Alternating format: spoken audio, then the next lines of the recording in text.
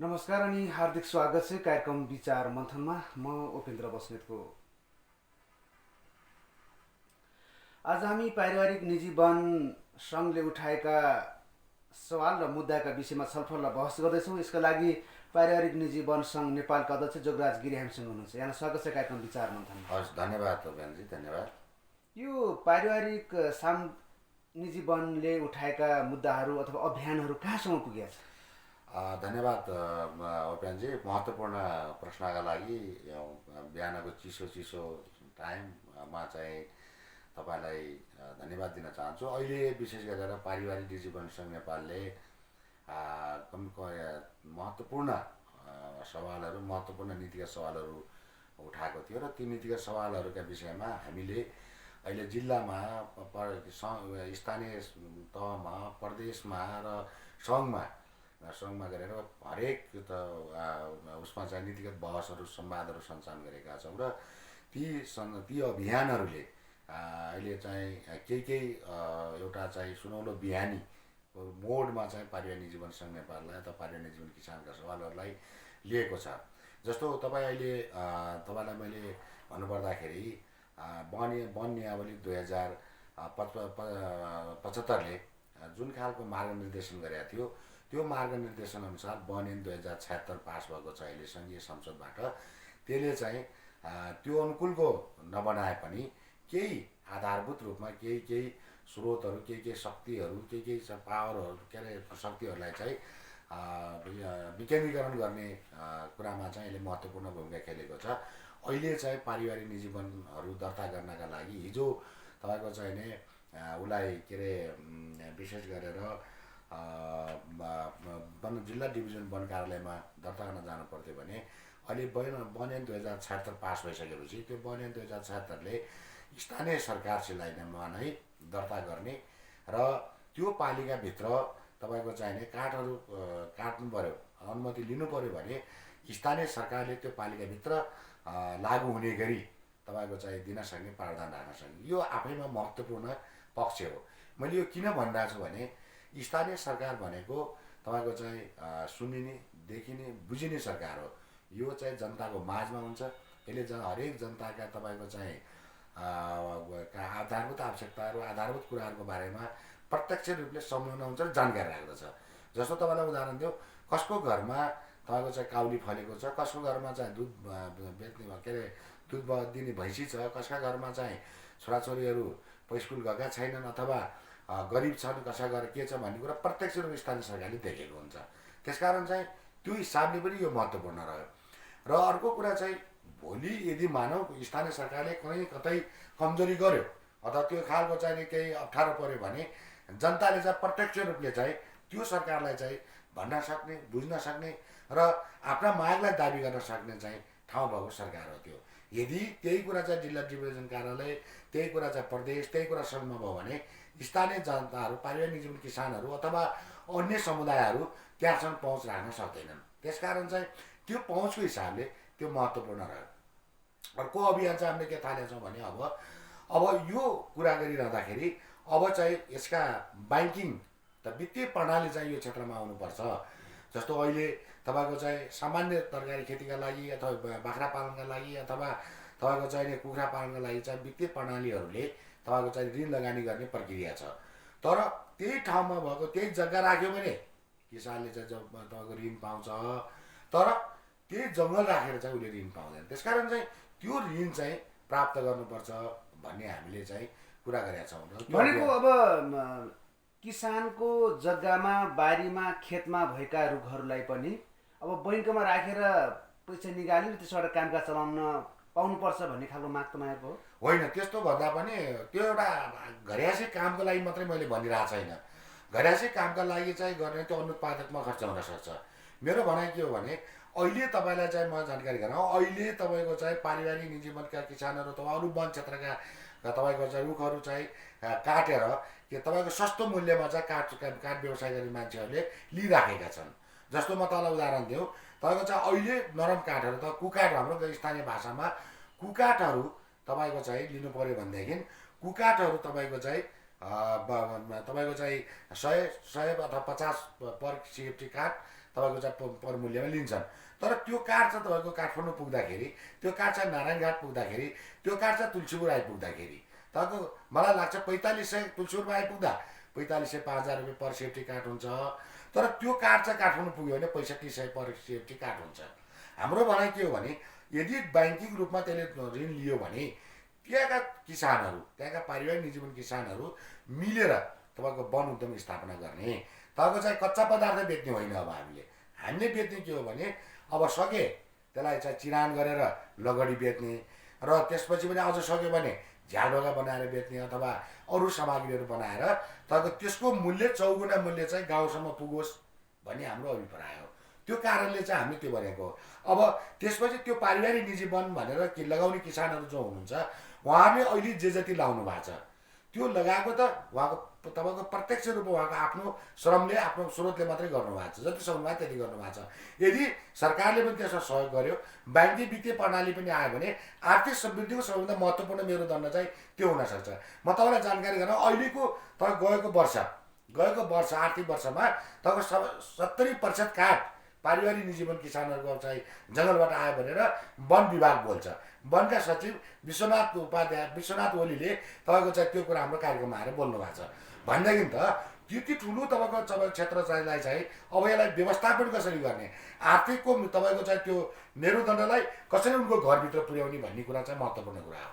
अब तपाईँहरूले अलि जोरदार रूपमा उठाउँदै आएको एउटा मुद्दा, एउटा विषय भनेको के हो भन्दाखेरि किसानले अथवा कुनै एउटा व्यक्तिले आफ्नो निजी सम्पत्तिमा हुर्काएको रुख, गहुँ, तोरी, मकै सरह बेच्न पाउनुपर्छ भन्ने खालको एजेन्डा हो नि, होइन? हो। त्यो अहिले पनि त्यो तपाईँले जुन उठाउँदै आएको जुन खालको मुद्दा त्यो त अहिले पनि राज्यले त्यो सुनवाई गरेको छैन।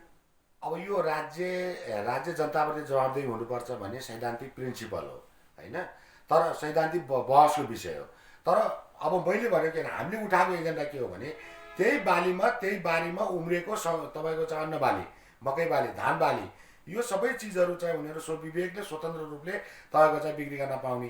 तर त्यही बारीमा उम्रेको, त्यही तपाईँको चाहिँ जग्गामा उम्रेको तपाईँको चाहिँ रुखहरू, बिरुवाहरू अथवा रुखहरू चाहिँ काट्नलाई चाहिँ फेरि दुनियाँ झन्झट गर्नुपर्ने। यो वन आफैमा तपाईँको के छ भन्नुहुन्छ भने जनताप्रति उत्तरदायी छैन। वनले चाहिँ जनतालाई जहिले पनि वन तथा वातावरण मन्त्रालय अन्तर्गतका माथका कर्मचारीले जनता भनेका चाहिँ फटा हुन्छन्, बदमास हुन्छन् भन्ने मानसिकतालाई बोकेर आज तपाईँको 1980मा बनेको बनिनकै आधारमा आज त 2021मा बन्ने जुन बनिन्छ अथवा 2077 सालमा बन्ने भएका जनताहरू त धेरै उत्तरदायी छन् नि, धेरै जनताप्रति देशप्रति उत्तरदायी छन्। त्यसकारण चाहिँ त्यो कुरालाई चाहिँ समावेश गर्नुपर्छ, त्यो कुरालाई चाहिँ तपाईँले समाउनुपर्छ, त्यो कुरालाई चाहिँ हटाउनुपर्छ। जुन विधि र प्रक्रिया तपाईँले अपनाइरहनु भएको छ त्यो प्रक्रियालाई तपाईँले अन्त्य गर्नुपर्छ भन्ने हाम्रो माग हो। तर अहिले पनि वन मन्त्रालय त्यो कुरा स्वीकार्न तयार छैन। र उनीहरूले के भन्छन् भने यो वन त सामुदायिक वनबाट ल्याएको, साझेदारी वनबाट ल्याएको, सरकारी वनबाट ल्याएको कि कहाँबाट ल्याएको, कसरी छुट्याउने भनेर मैले तपाईँकै सञ्चार माध्यममा धेरैचोटि भन्ने गरेको छु र उहाँहरूको अगाडि पनि मैले भन्ने गरेको छु। त्यसो हो भने मेरा बारीमा उम्रेको मकै चाहिँ धान बाली पनि त तपाईँको चाहिँ अर्को कहीँ बार चोरी ल्याएको हुनसक्छ नि त। त्यसकारण हाम्रो भनाइ के हो भने हामीलाई स्वतन्त्र छ र हामी अराजक बन भने होइन। हामीले भनेको के हो भने एउटा निश्चित मापदण्ड, नेपाल सरकारका 3वटा सरकारहरू, सङ्घीय सरकार, प्रदेश सरकार, स्थानीय सरकार, त्यो मध्येमा स्थानीय सरकार तपाईँको सबभन्दा शक्तिशाली र जनताको बिचरको सरकार हो। त्यो सरकारले एउटा नियमन गरोस् र गतिलोसित त्यसले नियमन गरोस्, अनुगमन गरोस् र त्यसले गरेको सिफारिसको आधारमा नेपालको कुनै पनि कुनामा चाहिँ त्यो किसानले चाहिँ बेच्न पाओस्। मेरो त आग्रह के हो भने जस्तो तपाईँलाई एउटा उदाहरण दिउँ, तपाईँको चाहिँ मद्रासमा, भारतको मद्रासमा चाहिँ तपाईँको अहिले पनि त्यहाँका किसानहरूले चाहिँ जसरी अहिले तरकारीहरू तपाईँको चाहिँ फलफुलहरू बजारमा चाहिँ बेच्ने गरी जुन राखेका हुन्छन् त्यो बेच्ने गरी राख्ने व्यवस्था छ। त्यहाँ किसानहरू आउँछन्, कसैले चाहिँ दाउरा लिएर राखेका हुन्छ, कसैले कोरी लिएर राखेका हुन्छ, कसैले त्यहाँ चाहिँ तपाईँको झ्याल ढोका ल्याएर चाहिँ बजारमा चाहिँ बेच्न राखेका हुन्छ र किसान आउँछन्, मूल्य आपसमा मूल्यको निर्धारण गर्छन्, मूल्यमा बार्गेनिङ हुन्छ, किनेर लान्छन्। हो, त्यो व्यवस्था जबसम्म नेपालमा गरिँदैन तबसम्म वनले दिनुपर्ने जति पनि तपाईँको राज्यलाई दिनुपर्ने राजस्व र तपाईँको आर्थिक समृद्धि पुर्याउनु पर्ने योगदान त्यो पुर्याउन सक्दैन भन्ने कुरा हो। मेरो आग्रह के हो भने वन तथा वातावरण मन्त्रालय मेरो आग्रह के हो भने अथवा 3वटै सरकारलाई मेरो आग्रह के हो भने यो कुरा चाहिँ तपाईँले जबसम्म गर्नुहुन्न तपाईँको समृद्ध नेपाल, सुखी नेपालको नारा कल्पना पुरा हुन सक्दैन। किन हुन सक्दैन भने मेरा केही आधारहरू छन्। त्यो के हो भने अहिले नेपालमा तपाईँको चाहिँ पारिवारिक निजी वनको क्षेत्र चाहिँ 25% छ कुल जमिनको। तपाईँको 44.75% चाहिँ तपाईँको चाहिँ सरकारी वनको छ, अरे के अरे सरकारी स्वामित्वमा भएको वनको छ। अब यो दुइटै तपाईँको चाहिँ स्रोतबाट दुइटै स्रोतबाट आउने काठहरूको सङ्ख्या भन्नुहुन्छ भने करिब 16 करोड सेफ्टी काठ नेपालमा तपाईँ भित्र के अरे उत्पादन हुनसक्छ। त्यो काठ चाहिँ तपाईँ नेपाललाई 10 करोड सेफ्टी काठ चाहिन्छ, अरू बाँकी काठहरू त हामीले विदेशमा पैठारी गर्नुपर्ने हो नि। यो त उल्टो भयो। तपाईँको यति ठुलो काठ नेपालमा चाहिँ चलिरहेको छ, किसानले राम्रोसँग किन्न पाउँदैन, तर विदेशबाट काठ मात्रै आउने गरिरहेको छ। तपाईँलाई मैले जानकारी गराउँ, यो वर्षको आर्थिक वर्षमा तपाईँको चाहिँ नेपाललाई 10 करोड सेफ्टी काठ चाहियो, नेपाली वनबाट 6 करोड सेफ्टी काठ मात्रै आयो र 4 करोड सेफ्टी काठ चाहिँ तपाईँको विदेशबाट आयो, सिङ्गापुर मलेसियाहरू लगायतका देशहरूबाट आयो। त्यो आए बापत नेपालले विदेशमा कति पैसा पठायो? 6 अर्ब रुपियाँ चाहिँ तपाईँको विदेशमा पठायो। अब भन्नुहोस्, हामी सिटामल किन्न नि विदेशमा पैसा पठाउने, सियो किन्न नि विदेशमा पैसा पठाउने, अनि नेपालको काठ चाहिँ जस्ताको तस्तै राखेर अनि नेपाल समृद्ध बन्न सक्छ हो। त्यसकारण मेरो भनाइ के हो भने यो कुरालाई चाहिँ नीतिगत केही अप्ठ्यारा छन्, त्यो नीतिगत अप्ठ्यारालाई हटाउँ र तपाईँको चाहिँ अनुगमन र मूल्याङ्कन गर्ने कुरालाई प्रभावकारी बनाऊ र त्यो प्रभावकारिताको आधारमा तपाईँको चाहिँ किसानले जसरी तपाईँको चाहिँ 5 किलो चाहिँ तपाईँ सुन्तला, 10 किलो तपाईँको चाहिँ तरकारी, 20 किलो तरकारी जसरी बजारमा ल्याएर बेच्छ र उसले आधारभूत आवश्यकता परिपूर्ति गर्छ भने त्यही ढङ्गको तपाईँको चाहिँ नि तपाईँ यो वनबाट पनि गरौँ र वनबाट हरित अर्थतन्त्र निर्माण गरौँ, हरित रोजगार निर्माण गर्नको निमित्त पहल प्रयत्न गरौँ भने हो। तर नेपालको तपाईँको वन मन्त्रालय आजका दिनसम्म नेपालको वन मन्त्रालय तपाईँको एकदमै तपाईँको चाहिँ प्रतिगमनकारी छ, तपाईँको चाहिँ नयाँ सोचमा आधारित छैन र नयाँ अनुभव र नयाँ अनुसन्धान गर्दैन। यो उदाहरण के हो भने तपाईँलाई कृषिमा हेर्नुहोस् तपाईँको चाहिँ 90 दिनमा फल्ने मुला 45 दिनमा फल्ने भयो, 6 महिना हुर्किने कुखुरा चाहिँ तपाईँको 40 दिनमा हुर्किने भयो। यति ठुलो तपाईँको चाहिँ अनुसन्धान चाहिँ कृषिमा भयो। तर वनमा हेर्नुभयो भने वनमा डाक्टर गरेका मान्छेहरू करिब 3000 भन्दा माथि छन्। त ती डाक्टरहरूले के गर्छन् त? नयाँ अनुसन्धान गर्नु पर्दैन? म आज 40 वर्षको 52 वर्षको म भएँ, अब मैले चाहिँ 80 वर्षमा हुर्किने साल लगाऊँ, 40 वर्षमा हुर्किने सल्लाह लगाऊ, अथवा तपाईँको 30 वर्षमा हुर्किने म अन्य काठका अथवा नरम काठका रुखहरू लगाऊ? त्यो हुँदैन। त्यसकारण मलाई वन मन्त्रालय के भनिदिनु पऱ्यो भने 15 वर्षभित्र हुर्किने तपाईँको रुखहरू, तपाईँका चाहिँ त्यो बिरुवाहरू चाहियो र मलाई त्यो आर्थिक रूपमा समृद्धि हुने कुराहरू चाहियो। त्यो कुरा चाहिँ अहिले वन मन्त्रालय गर्न चाहँदैन, गर्दैन। किन गर्दैन यो कुरा भने वन मन्त्रालय 3वटा कामहरू सँगसँगै आफै गर्छ। एउटा चाहिँ कार्यपालिका, व्यवस्थापिका, न्यायपालिकाका 3वटै कामहरू चाहिँ तपाईँको वन मन्त्रालय आफै गर्छ। आफैले तपाईँको चाहिँ बिरुवा लगाऊ भन्छ, आफैले तपाईँको मुद्दा चलाउँछ, आफैले तपाईँको चाहिँ अरू कार्य सम्पादनहरू गर्छ भनेदेखि यो कुरा होइन। वन पढेका मान्छेले वनै कामहरू गर्नु, प्राविधिक शिक्षामा उहाँले त सुझाव त्यो त अब तपाईँहरूले वर्षौँदेखि कराउँदै आएको, भन्दै आएको, उठाउँदै आएका मुद्दाको समाधानै हुन सकेन भने तपाईँको आन्दोलनको, तपाईँको अभियानको सार त रहेन नि त यो कारणले। यो तपाईँले महत्त्वपूर्ण कुरा उठाउनु भयो। नेपालमा अथवा विश्वमा, नेपालमा मात्रै होइन विश्वमा नीतिगत परिवर्तन भन्ने कुरा चाहिँ सजिलो हुँदैन।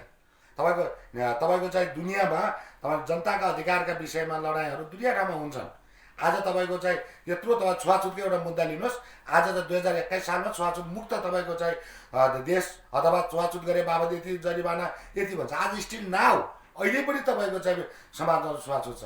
त्यही भएर यो के हो भन्नु भने यो कुरा त नीतिगत बहसहरू गर्दै जाने कुरा हो। यो मैले गरेका कुरा अथवा हामीले गरेका कुरा आजको भोलि तपाईँको समाधान हुँदैन। किन हुँदैन भने राज्य जहिले पनि नियन्त्रणकारी हुन्छ।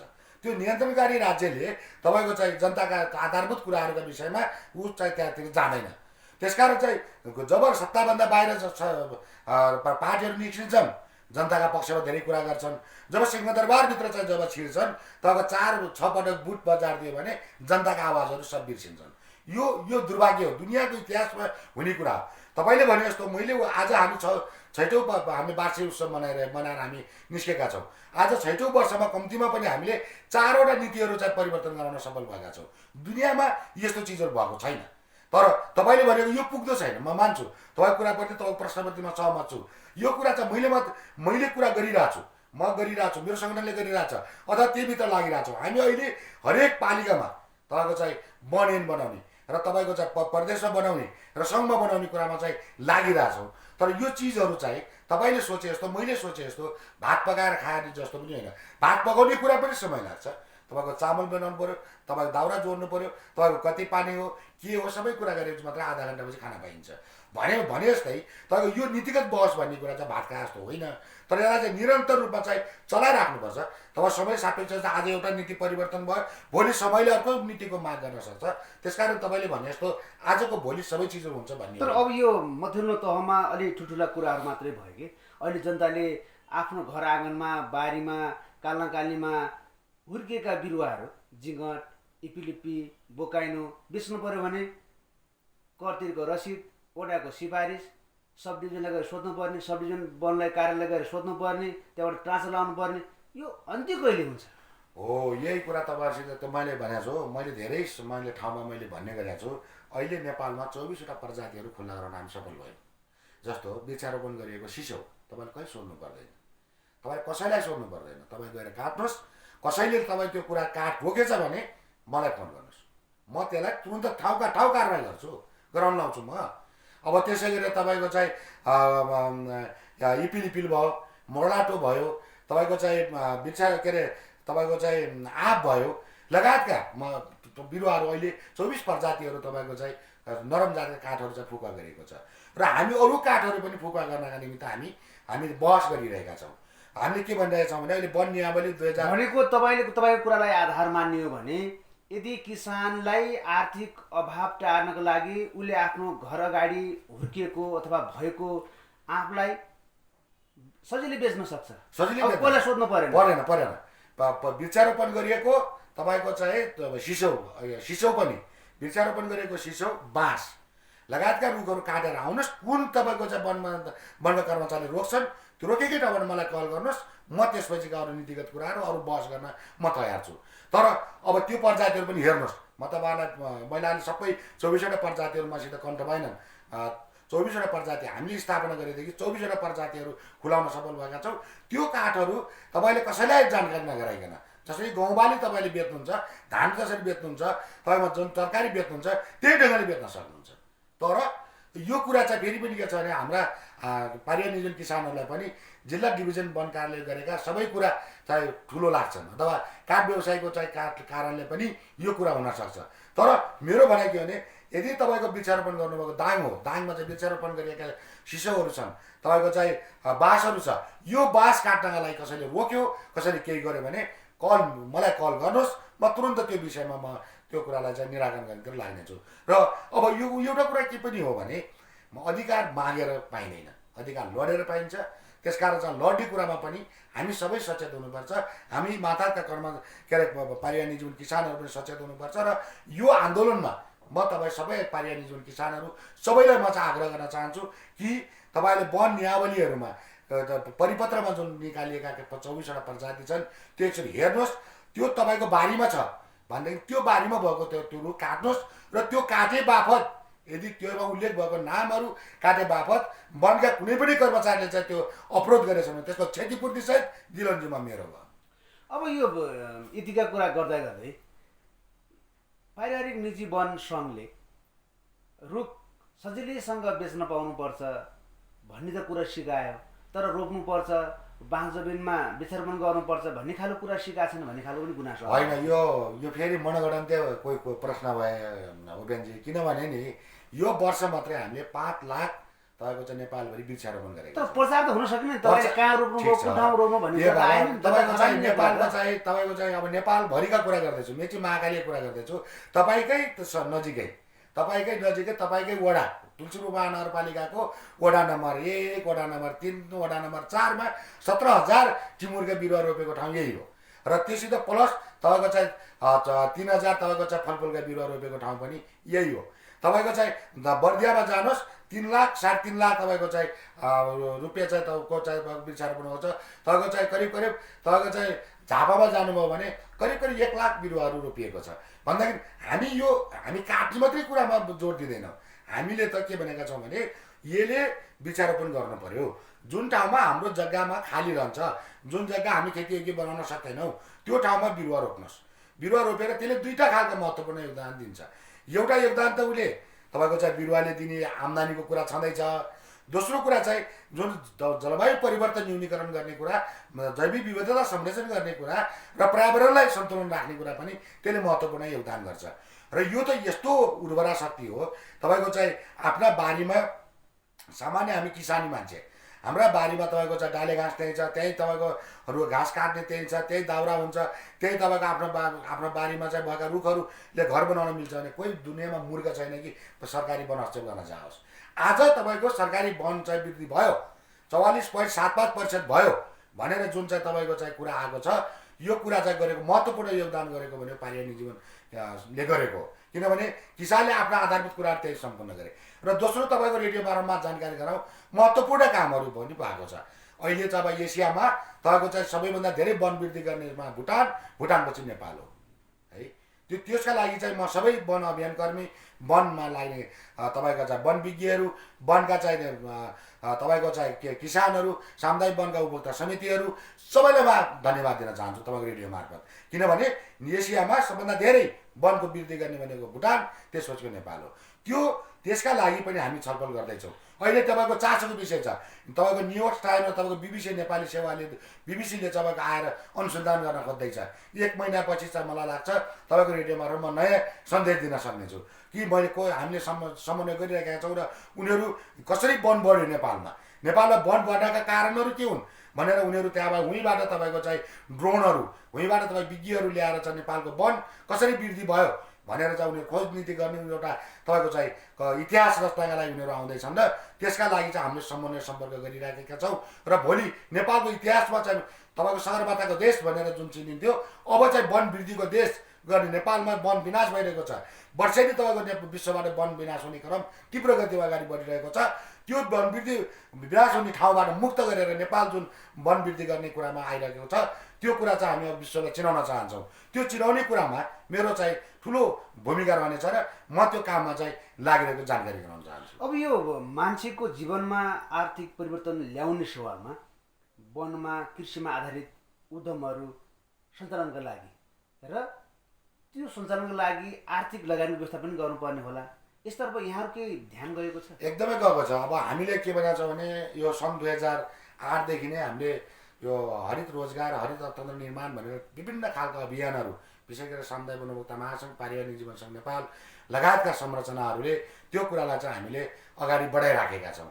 र त्यसका लागि चाहिँ विभिन्न खालका चाहिँ नीतिगत अप्ठ्याराहरूलाई फुकाउने कामहरू पनि हामीले गरिरहेका छौँ। केही चुनौतीहरू दिने काम पनि हामीले गरेका छौँ।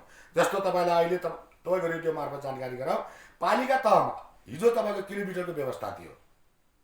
साल प्रजातिका रुखहरू 3 किलोमिटरभन्दा टाढा रहनुपर्ने अथवा 5 किलोमिटरभन्दा टाढा रहनुपर्ने र तपाईँको चाहिँ नरम काठहरू 3 किलोमिटरभन्दा बाहिर रहनुपर्ने व्यवस्था थियो। आज त्यो हटाएर हामीले के गर्यौँ भने पालिकामा, अहिले गाउँपालिकामा चाहिँ त्यो नियम अहिले पनि जारी छ, त्यसलाई हटाउन खोज्दैछौँ। र तपाईँको चाहिँ नगरपालिकामा त्यो दूरीको व्यवस्था हट्यो। यो व्यवस्थालाई अगाडि बढाउनका लागि हामीले चाहिँ एउटा ठुलो अभियान थाल्यौँ। आजभन्दा 2 वर्ष अगाडि सामुदायिक वन उपभोक्ता महासङ्घको नेतृत्वमा हामी पनि त्यसमा समावेश छौँ।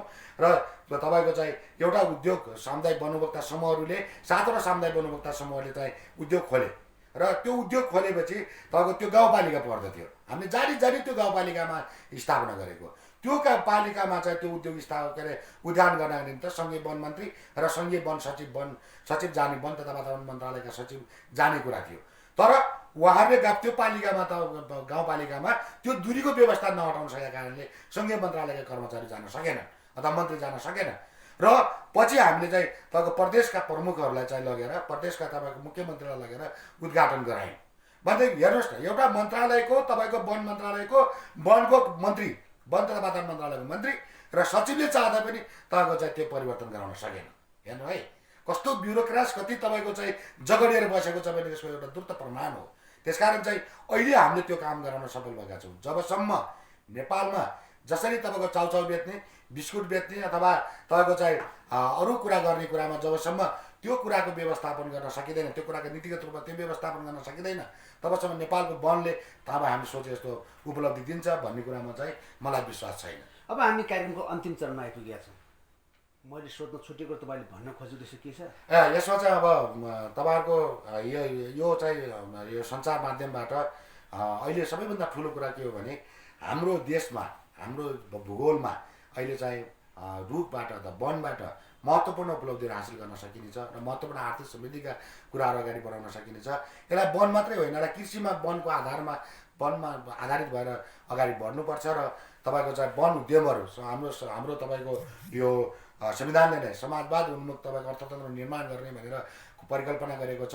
त्यो परिकल्पनाभित्र चाहिँ समाजवाद उन्मुख भनेको उद्योगहरू तपाईँको स्थानीय स्तरमा उद्योगहरू तब आर्थिक रूपमा समृद्ध हुने खालका उद्योगहरू त्यस्ता खालका प्रक्रियाहरू थाल्यो भने मात्रै तपाईँको समाजवाद उन्मुख हुनसक्छ। त्यसकारण त्यसको सम्भावना धेरै भएको नेपालमा चाहिँ तपाईँ वन उद्यमै खोल्ने हो। वनमा चाहिँ के कस्ता उद्योगहरू खोल्ने, के कस्ता अभियानहरू थाल्ने भन्ने कुरा चाहिँ स्थानीय सरकार र स्थानीय समुदायको बिचको चाहिँ सहकार्य र त्यसमा अगाडि बढ्नुपर्ने देखिन्छ।